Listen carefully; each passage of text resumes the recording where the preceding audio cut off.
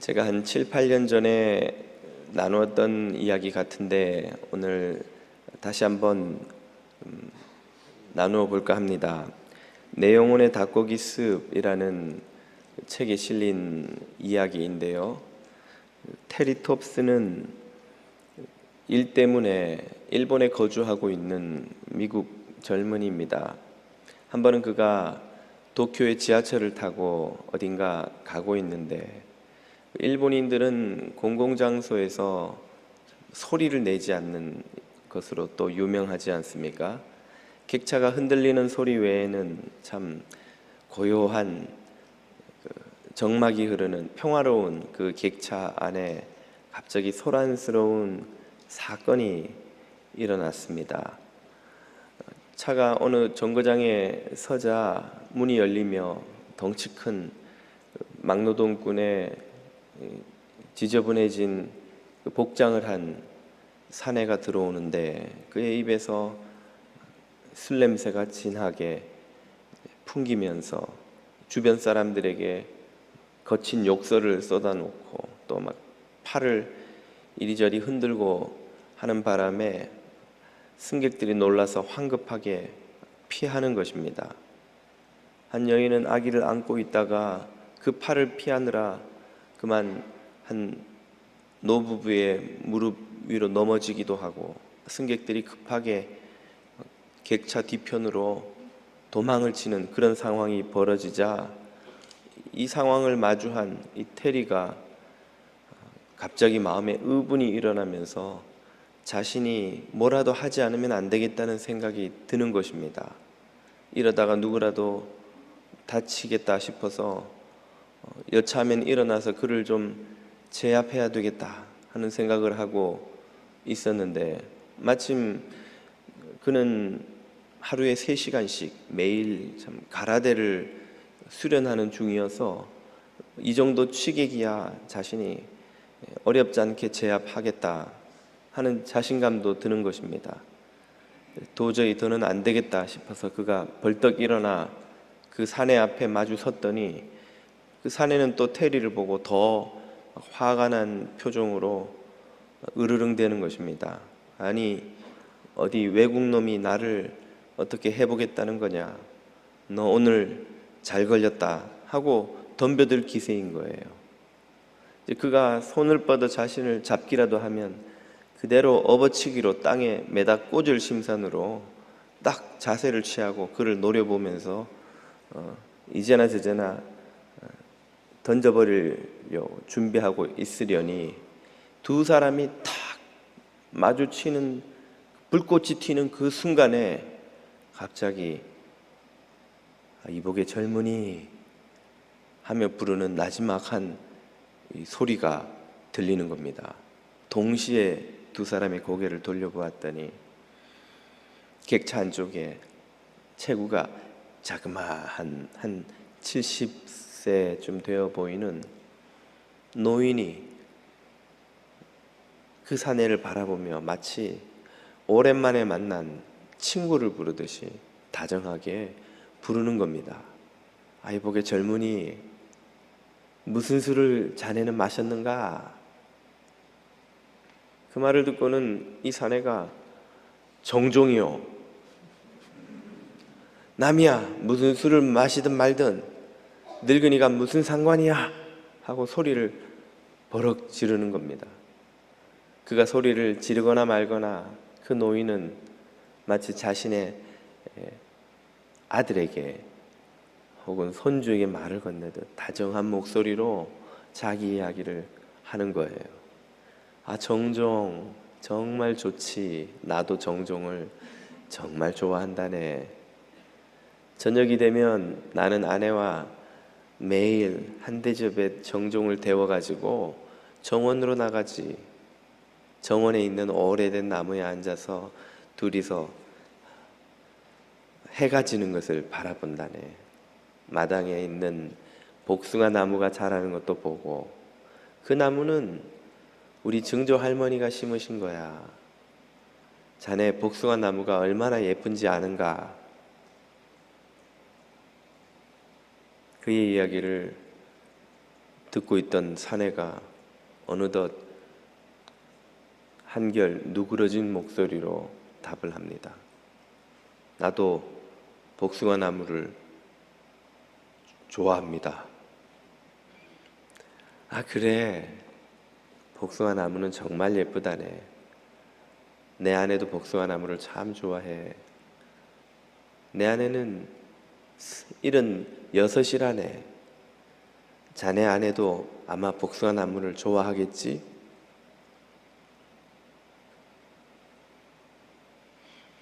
그 사내는 이제는 완전히 아기 같은 목소리가 되어 대답을 합니다. 내 마누라는 병들어 죽었습니다.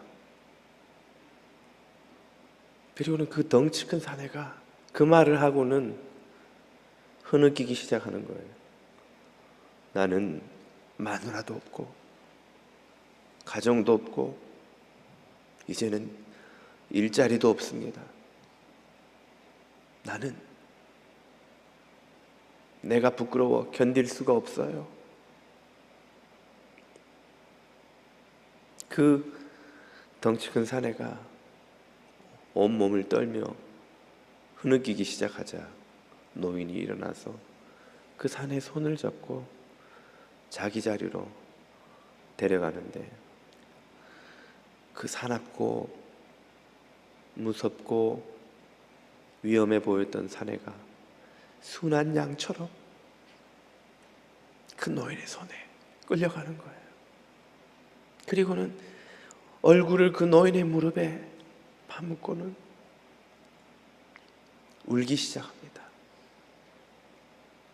그 노인이 머리를 부드럽게 쓰다듬어 주며 자네 정말 힘든 일을 많이 겪고 있구만. 자네 이야기를 내게 해보게. 나는 시간이 아주 많은 사람이라네. 그 모습을 보며 잠시 후 객차가 서자 테리는 지하철에서 내려서 역에 있는 벤치에 앉았습니다. 방금 무슨 일이 일어났던 것인가? 그는 그를 힘으로 제압하려고 했던 자신이 부끄러워 견딜 수가 없었습니다. 그는 방금 이 세상에 어떤 무술보다도 강력한 힘을 보았습니다. 그것은 사람을 긍휼히 여기는 마음, 그래서 평화를 이루어내는 사랑, 바로 그것이었던 것이죠. 이 세상은 평화를 갈망합니다. 세상에 평화가 없기 때문이죠. 그런데 사람들이 평화를 이루어내고자 하는 방법은 역설적이게도 전혀 평화롭지가 않습니다. 세계 각국은 군비 무장에 천문학적인 돈을 쏟아붓죠. 한국 네티즌들은 미국을 가리켜 천조국이라고 하더군요. 1년 국방 예산을 1조 달러, 1000조 원을 쓴다는 것입니다. 어느 나라 할 것 없이 평화를 위한다면서 어마어마한 돈을 군비 무장에 쏟아붓지만 정작 세상에는 평화가 없습니다. 긴장과 갈등과 분쟁이 오히려 점점 늘어가기만 하죠. 왜 이렇게 많은 돈을 쓰고 평화를 위해 노력한다고 하는데 세상에 평화는 존재하지 않는 것일까요? 사람의 지혜와 방법은 결코 평화를 이룰 수 있는 것이 못되기 때문입니다. 평화는 인간이 이룰 수 있는 이상이 아닙니다. 평화는 하나님으로부터 나오는 것이죠. 평화의 하나님이, 평강의 하나님이 주실 수 있는 것, 그것이 바로 평화입니다. 데살로니가서는 말씀하시죠. 평강의 하나님이, 평화의 하나님이 친히 너희로 온전히 거룩하게 하시고 또 너희 온 영과 혼과 몸이 우리 주 예수 그리스도 강림하실 때에 흠없게 보존되기를 원하노라. 그 평강의 하나님으로부터 오신 평화의 왕 되신 예수님께서 팔복 중 7번째 복을 이렇게 오늘 우리에게 가르쳐 주셨습니다. 화평케 하는 자는 복이 있나니 저희가 하나님의 아들이라 일컬음을 받을 것이며. 화평케 하는 자, 평화를 만들어내는 자를 말하는 것입니다. 이것은 그냥 나는 마음이 참 평안해요, 내 마음은 평화로워요 하고 자신이 평화를 누리는 사람을 말하는 것이 아닙니다. 평화가 없는 곳에, 갈등과 분쟁과 다툼이 있는 그곳에 평화를 만들어내는 사람을 말하는 것이죠. 그는 복이 있나니 그들은 하나님의 아들이라 일컬음을 받는다는 말입니다. 그러면 그들은 어떻게 평화를 만들어낼 수 있을까요? 그 답을 이 본문과 아주 유사한 내용과 구조를 가진 또 한 구절이 산상설교 안에 있는데 그것을 통해서 확인해 볼 수 있습니다. 5장 후반부로 가면 44절 이하가 이렇게 말씀해 주시죠. 나는 너희에게 이르노니 너희 원수를 사랑하며 너희를 핍박하는 자를 위하여 기도하라. 이같이 한즉 하늘에 계신 너희 아버지의 아들이 되리니. 자, 이 두 개의 구절이 대단히 유사하지 않습니까? 모두가 같은 결론으로 끝이 납니다. 이렇게 하면 하나님의 아들이 된다는 거예요. 앞에 살펴본 구절에서는 화평케 하면 하나님의 아들이 됩니다. 방금 살펴본 이 44절 이하에서는 원수를 사랑하고 박해자를 위해 기도하면 하나님의 아들이 되는 거예요. 그러면 여기에서 우리가 뭘 확인할 수 있습니까? 화평케 하는 길은 바로 원수를 사랑하고 박해자를 위해 기도하는 그것이라는 말이죠. 원수 사랑과 기도, 이것이야말로 참된 평화를 이루어내는 것입니다. 사랑과 기도는 총과 칼이 만들어내지 못하는 참된 평화를 만들어냅니다. 총과 칼이 만들어내는 평화라고 불리는 것은 평화라는 포장지로 쌓아놓긴 했으나 사실은 강한 힘으로 억누르는 압제일 뿐 결코 진정한 평화일 수 없습니다. 총과 칼이 만들어내는 평화는 더 강한 힘이, 그보다 덜 강한 힘을 억누르는 것과 같은 거예요. 스프링을, 이 용수철을 누르고 있는 것과 같은 것입니다. 언젠가는 그 힘이 빠질 때가 오는 것이고, 그러면 누르고 있던 힘만큼이나 강하게 그 용수철은 튀어올라서 그의 얼굴을 치는 거예요. 모든 압제는 그 압제가 끝날 때에 씻지 못할 복수의 악순환을 불러오게 되는 것입니다. 이것은 모든 관계에서 마찬가지인 거예요. 아내를 억누르는 남편, 자녀를 두렵게 하는 부모, 직원들을 위협하는 상사, 백성들을 억압하는 독재자들은 언젠가 그 용수철이 튀어올라 자기 얼굴을 때리는 날을 맞고야 맙니다. 그렇게 눌러놓는 것은 평화가 아닌 거예요. 그러므로 총과 칼로는 힘으로, 권력으로, 다른 그 어떤 것으로도 참된 평화는 만들어낼 수가 없는 것입니다. 성경이 가르치는 진정한 평화는 오로지 사랑과 기도, 특별히 원수 사랑과 박해자들을 위한 기도를 통해서만이 이룰 수 있다는 것을 오늘 이 본문은 우리에게 가르쳐 주는 것이죠. 그래서 사도 바울의 이 권면을 들어보십시오. 할 수 있거든 너희로서는 모든 사람으로 더불어 평화하라. 히브리서입니다. 모든 사람으로 더불어 화평함과 거룩함을 쫓으라. 이것이 없이는 아무도 주를 보지 못하리라. 모든 사람으로,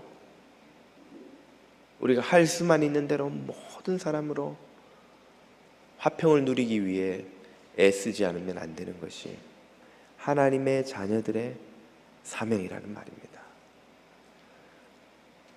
이기적인 배우자, 관계가 소원해진 형제와 자매, 상처를 주고받은 부모와 자녀, 괴롭히는 상사와 동료, 무례한 고객, 심지어 원수에 이르기까지 우리가 그들과 화평케 하기 위해 노력하지 않으면 우리가 하나님의 아들임을 드러낼 길이 없다는 말이죠.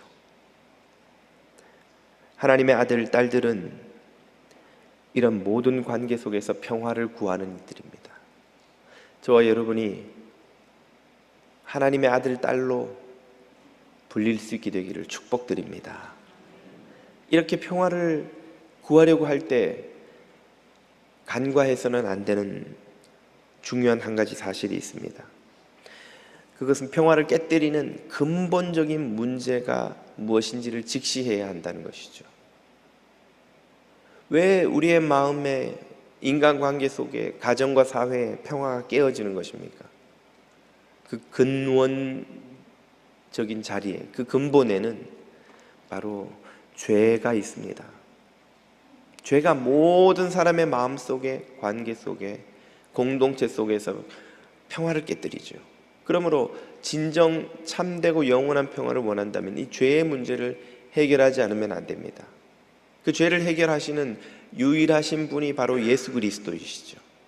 그러므로 참된 평화를 원하는 이들은 예수 그리스도의 복음, 그분의 진리를 전하게 됩니다. 그러므로 전도와 선교야말로 평화를 이루고자 하는 진정한 길이요, 참된 길이 되는 것입니다. 이렇게 복음을 전할 때 진통이 동반할 수 있습니다. 갈등이 일어날 수 있다는 말이죠. 왜 그런 것일까요? 예수님께서 이렇게 이해하기 힘든 말씀을 하신 적이 있습니다. 마태복음 10장을 보십시오. 내가 세상에 화평을 주러 온 줄로 생각지 말라.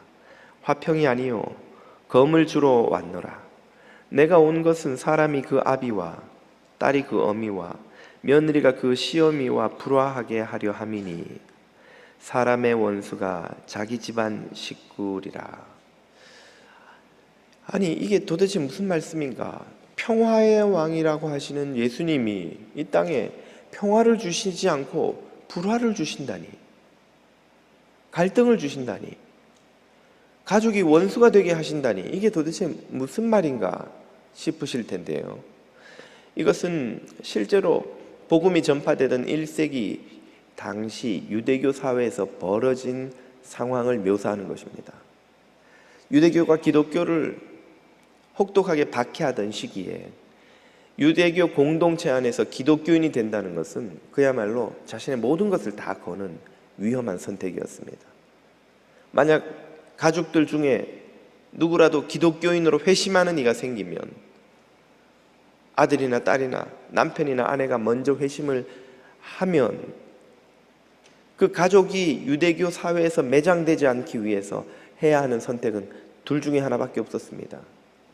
첫째는 어떻게든 달래든 얼르든 그 기독교인이 된 가족을 다시 유대교로 돌아오게 하든지, 아니면 그를 가족 공동체에서 내쫓아서 다른 가족이라도 그 사회에서 살아남을 수 있게 해주는 것이죠. 이 과정에서 먼저 믿은 이들과 믿지 않은 이들 사이에 극심한 갈등이 일어났던 것이죠. 이렇게 극단적인 갈등은 아니겠으나 오늘날에도 여전히 신앙을 받아들이는 것과 그렇지 않은 선택 사이에서 가족들 사이에 갈등이 없지 않은 것이 사실입니다. 믿는 배우자와 믿지 않는 배우자 사이에, 믿는 자녀와 믿지 않는 부모님 사이에, 혹은 그 반대 사이에서 이런저런 갈등이 일어나죠. 생각이 다르고 가치관이 달라지고, 그래서 시간과 돈과 에너지를 쓰는 방식에서 차이가 납니다. 그것이 한두 번이 아니라 1년, 2년, 10년, 20년이 지나면 모두를 무척 지치게 만들 수도 있는 것이죠. 제가 한국에서 섬기던 교회에 친하게 지낸 권사님 한 분이 계셨는데요. 그 권사님은 저만 만나면 당신 살아온 간증을 하시는 거예요. 당신의 소원이 무엇인가? 믿음 좋은 사위 얻는 거예요. 왜 그게 소원이 되셨는가? 권사님이 젊으실 때 아버지가 좋은 사위감 얻는다고 좋은 집안에 의사 사위를 얻은 거예요. 일도 잘하고 성격도 좋고 뭐 흠잡을 데가 없는데 한 가지 단점이 예수를 안 믿어요. 어릴 때부터 신앙인이었던 자기와 생각이 너무 차이가 나는 거예요. 그래서 평생토록 자신의 살아가는 방식에 대해서 서로 갈등을 겪다가 혹은 서로 지치면 간섭하지 않다가 그렇게 살다가 은퇴할 때가 다 돼서야 남편이 예수를 믿었다는 거예요. 믿은 것은 다행인데 자기가 더 많이 하나님을 위해서 쓸 수 있었던 많은 에너지를 그 남편 하나 전도하는데 다 썼다는 거죠. 그러면서 자기의 마음고생이 얼마나 심했는지를 참 고백하시면서 내 딸은 적어도 그런 고생 겪도록 하고 싶지 않다고, 그러면서 믿음 좋은 사위 얻는 게 소원이라는 말씀을 저를 만날 때마다 총각 전도사인 저에게 하시는 거예요. 뭘 어쩌라고 저를 보고. 그래서 제가 십자가를 질 자신은 없고 기도는 해드리겠습니다, 권사님. 그래서 믿음 좋은 그 LA에 있는 사위를 만나서 정말 믿음 좋은 집안의 사위를 만났어요. 비슷한 일들이 우리의 관계 속에서 일어나는 거예요. 믿는 배우자와 믿지 않는 배우자 사이, 혹은 함께 믿어도 그 믿는 깊이가 서로 생각하는 것이 다른 사람들 사이에서 갈등이 일어납니다. 이것은 관계 속에서만 일어나는 것이 아니라 한 사람의 마음 안에서도 일어나는 일이에요. 우리가 복음과 진리를 마주했을 때에 오랫동안 익숙하던 과거의 삶의 방식과 아직은 낯선 진리가 가르치는 방식이 서로 우리 안에서 충돌합니다. 갈등이 일어나요. 그것 때문에 마음의 평화가 깨어집니다. 고민거리가 생기는 거예요. 예수님을 찾아왔던 부자 청년은 예수님의 말씀을 듣고 자신의 그 부유한 삶의 방식을 내려놓지 못하여서 심히 고민하며 떠나갔다 그랬습니다. 예수님께 나오지 않았더라면 하지 않아도 되었을 고민을 그는 하게 된 것이죠. 총독 베스도는 바울을 신문하는 과정에서 그의 설교를 듣고 양심의 찔림을 느끼면서도 계속 듣고 있다가는 자신의 그 교만한 삶의 방식을 고수하지 못하게 될까 봐 어서 다음에 듣자고 속히 바울을 감옥으로 돌려보내고 버리곤 했었습니다. 그들의 마음속에 벌어지는 일이 이것이죠. 진리의 빛이 비추었을 때 이때까지 내 마음을 채우고 있던 어둠과 그 빛이 충돌하는 것입니다. 갈등을 겪는 거예요. 마음이 오히려 불편해지는 거예요. 평화가 오는 것이 아니라 있던 평화가 사라지는 것이죠. 그러나 그 갈등과 아픔은 거짓 평화를 내어버리고 참된 평화를 얻기 위한 홍역이요 넘지 않으면 안 되는 장애물인 것입니다.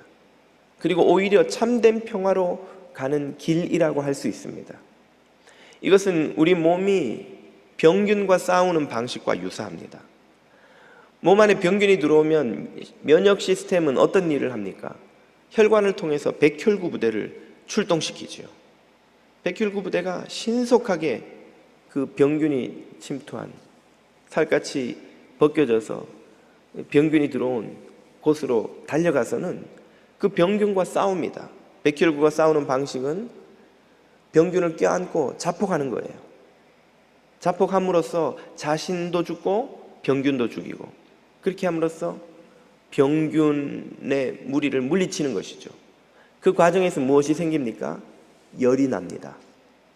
그 상처난 부위가 붓는 거예요. 그리고 거기서 고름이 납니다. 우리는 열나고 붓고 고름이 나는 것이 내 몸이 아픈 것인가 생각을 하지만 사실 그것은 몸이 아픈 것을 치유하는 과정이에요. 열나는 것이 싫고 붓는 것이 싫고 고름 나는 것이 싫어서 면역 시스템이 백혈구 부대를 보내지 않으면 우리 몸은 얼마 지나지 않아서 병균에 완전히 장악되어 생명마저 잃어버리게 되는 거예요. 그 아픔을 통해서 생명을 건지는 거예요. 몸이 회복되는 거예요. 병균을 몰아내는 거예요. 진리를 마주하면 우리의 마음에 갈등이 일어나고 고민이 생기고 때로는 문제가 일어나기도 합니다. 그러나 그것이야말로 참된 평화에 이르기 위해 우리가 거쳐야 하는 영적 전쟁이요, 생명을 얻는 길인 것이죠. 우리가 복음과 악을 선으로 갚는 사랑으로 평화를 이루기 위해서 애쓸 때 마주치는 도전이 있습니다. 그것은 이렇게 해서 과연 언제 평화가 이루어지겠는가? 이렇게 해서 과연 평화가 이루어지기나 하겠는가 하는 의심입니다. 저 악한 사람이 내가 그를 사랑하고 긍휼히 여긴다고 돌이킬까? 돌아올까? 내가 저 사람을 위해 기도한다고 저 사람의 저 악함이 고쳐질까? 과연 내가 저 사람과 평화할 수 있을까? 우리 가정에, 그와 나 사이에 정말 평화가 회복될 수 있을까? 의심이 들지 않으시는지요?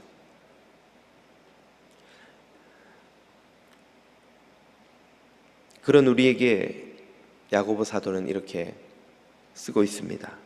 야고보 3장을 보십시오. 화평케 하는 자들은 화평으로 심어 의의 열매를 거두느니라. 화평케 하는 노력을 하는 것을 무엇으로 비유하고 있습니까? 씨앗을 심어서 열매를 거두는 것으로 비유하죠. 이 진리를 이 비유로 설명하는 데는 이유가 있습니다. 씨를 심고 나무가 자라서 열매가 맺히는 이 일은 농사를 지어본 적이 없을 저를 포함한 대부분의 분들은 잘 이해를 못 하시겠으나 두 가지 중요한 특징을 가지고 있습니다. 첫째는 시간이 많이 걸린다는 것이죠. 오늘 씨를 심었는데 다음날 아침에 나무가 자라서 열매가 맺히는 그런 일은 일어나지 않죠. 둘째는 그 씨가 너무 보잘것없어 보인다는 겁니다. 정말 이걸 땅에 심으면 여기서 뭐가 자라나?